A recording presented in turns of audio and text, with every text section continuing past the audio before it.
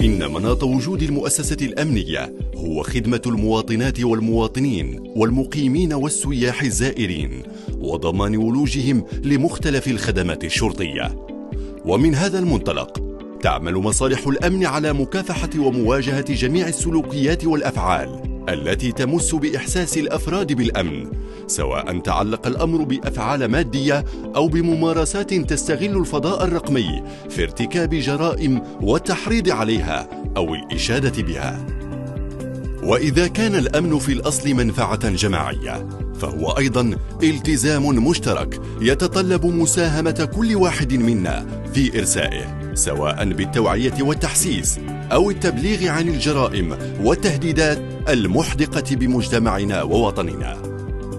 ولتدعيم أمننا الجماعي، طورت الفرق التقنية التابعة لمصالح الأمن الوطني منصة إبلاغ، وهي منصة تفاعلية جديدة على شبكة الإنترنت التي ستمكن الجميع من الإبلاغ على أي محتويات رقمية تشجع على العنف والجريمة واستغلال القاصرين، أو تتضمن إشادة بالإرهاب والتحريض على ارتكابه، أو تنطوي على عناصر تكوينية لمختلف الجرائم.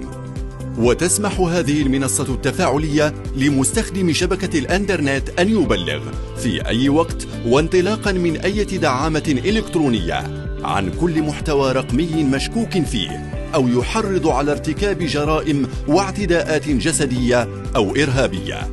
ويساهم بذلك في تدعيم أمننا الجماعي. كما تضمن هذه المنصة التفاعلية إبلاغ حماية مثلى للمعطيات الشخصية للشخص المبلغ،